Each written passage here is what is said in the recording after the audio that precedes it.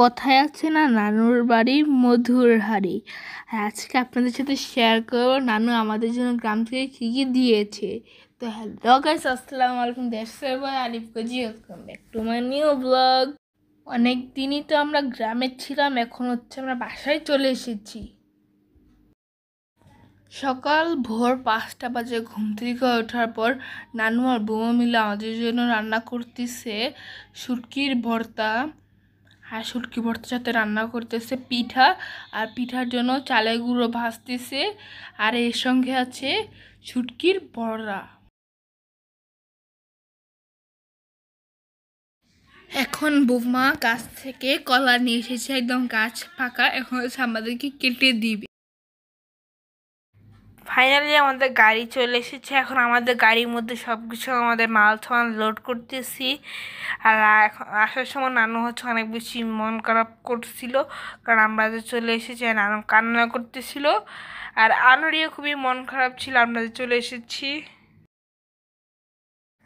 আর এখন আমাদের গাড়ি রওনা দিয়েছে আমাদের বাসার উদ্দেশ্যে। আর আমরা খুবই আনন্দ করেছি এবার ঈদে, দাদু বাড়ি আবার নানু বাড়ি। আর আমরা এবার অনেক কিছু থেকেছি আমাদের গ্রামের বাড়িতে।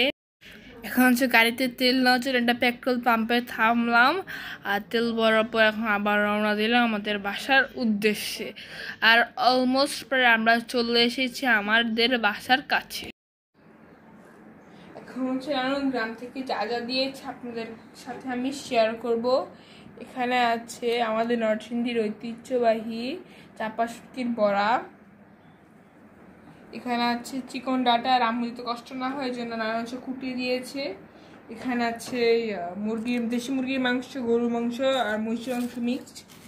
এখানে আছে চালের গুঁড়ো 10 কেজি ভাঙিয়ে দিয়েছে নানু। আর এটা হচ্ছে আমাদের নতুন শসা, আমাদের নানুর কাছের, কম হয়েছে এই জন্য নানু যা যা ছিল সব দিয়ে দিয়েছে। এখানে আছে পেঁপে, এখানে আছে নানুর গাছের কলা, এখনো কলাগুলো ভালো করে পাকেনি, কয়েকটা পেকেছে। এরপর নেক্সট হচ্ছে ফুল পিঠা, এগুলো ভেঙে গিয়েছে, আর এইসব ফুল পিঠা হচ্ছে একদম ভালো সাইডের গুলো। এখানে আছে শীষ পিঠা, আর এটা হচ্ছে ভালো, সব হচ্ছে ভালো, একটাও ভাঙিনের নকশি পিঠেগুলো। মাশাআল্লাহ, অনেকগুলো পিঠে দিয়েছে তোমার নানু। আর এখানে আছে হচ্ছে 2 রকমের চিপস পিঠা, আর চিপস পিঠা তো আমার অনেক পছন্দ। এখানে 2 রকমের চিপস পিঠা, এই তো দুটোটাই আমার অনেক বেশি পছন্দ। এগুলো তুমি পছন্দ করো দেখে তোমার নানু কিনে রাখছে, আর এগুলো হচ্ছে তোমার নানু বানাইছে হাতে।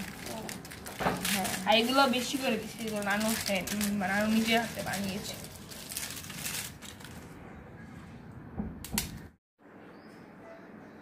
আজকের ভিডিওটা এই পর্যন্ত, আশা করি সবার কাছে আমার ভিডিওটা ভালো লেগেছে। যদি ভালো লেগে থাকে তাহলে আমাকে একটা লাইক শেয়ার কমেন্ট করে যাবেন।